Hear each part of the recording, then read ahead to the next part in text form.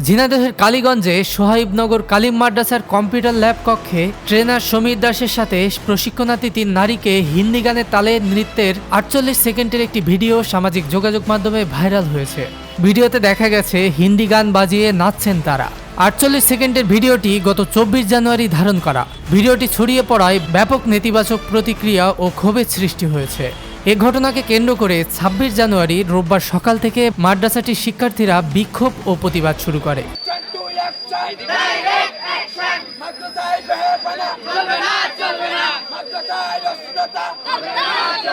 এক পর্যায়ে দুপুরের দিকে তারা অধ্যক্ষের কক্ষে দরজা আটকে তাদের হাতে থাকা পদত্যাগপত্রে মাদ্রাসাটির অধ্যক্ষ মোহাম্মদ নুরুল হুদাকে জোরপূর্বক স্বাক্ষর করিয়ে নেয়। জানা যায়, তথ্য ও যোগাযোগ প্রযুক্তি অধিদপ্তর কর্তৃক বাস্তবায়িত হার পাওয়ার প্রকল্প প্রযুক্তি সহায়তায় নারীর ক্ষমতায়ন প্রকল্পের আওতায় ৫ মাসের জন্য প্রাইমেসি ইম্পোর্ট লিমিটেডকে সরকারি বিধি মোতাবেক ১০,০০০ টাকা মাসিক চুক্তিতে ভাড়া দেন মাদ্রাসাটির অধ্যক্ষ মোহাম্মদ নুরুল হুদা।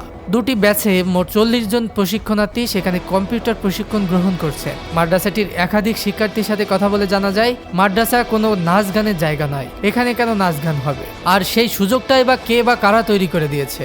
আমরা এই ঘটনার সুষ্ঠু বিচার দাবি করি এবং অধ্যক্ষের অপসারণ চাই। এই প্রোগ্রামটা হয়েছে বা ওরা যে পিকনিকটা করেছে, এখানে আমি এর সাথে ইনভলভ ছিলাম না বা আমাকে জানানো হয়নি।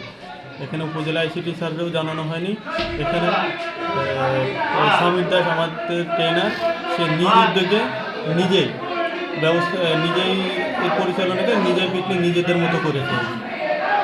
আসলে এই ব্যাপারে আমি আমার অফিসে জানাইছি, তার বিরুদ্ধে ব্যবস্থা নেবে। এখন ওরা এসে বললো যে আমাদের শেষ দিকে আমাদের কাগজপাতি সবাইকে সই করাতে হবে, শুক্রবার দিনকে আমাদের অফিসটা একটু খুলে দেবেন, আমরা কাগজপাতি সবাই আসবে, কাগজপাতি সই করাই নেবো।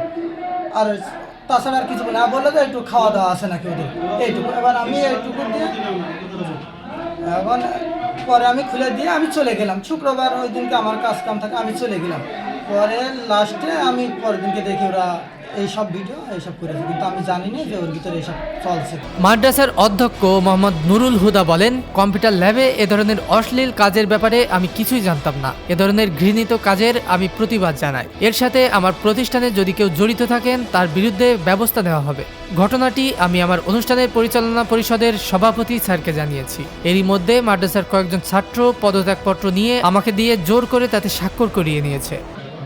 এখানে এভাবে তারা একটি অনুষ্ঠান করেছে, যে অনুষ্ঠানে শরিয়ত বিরোধী কার্যকলাপ নাচ গান করেছেন, যেটা ইসলাম কোনো সমর্থন করে না, এবং আমি গভীরভাবে এবং ঘৃণা করে এর প্রতিবাদ জানাচ্ছি এবং এটা প্রত্যাখ্যান করছি।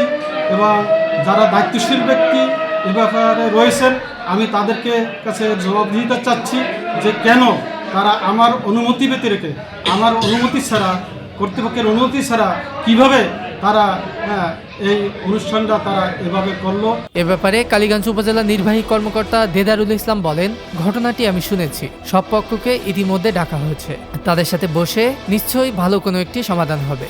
এ ব্যাপারে জানতে সোহাইবনগর কালিম মাদ্রাসার পরিচালনা পরিষদের সভাপতি অতিরিক্ত জেলা প্রশাসক শিক্ষা ও আইসিটি ABM খালিদ হোসেন সিদ্দিকীর মুঠোফোনে একাধিকবার যোগাযোগ করা হলেও তিনি ফোন রিসিভ করেননি।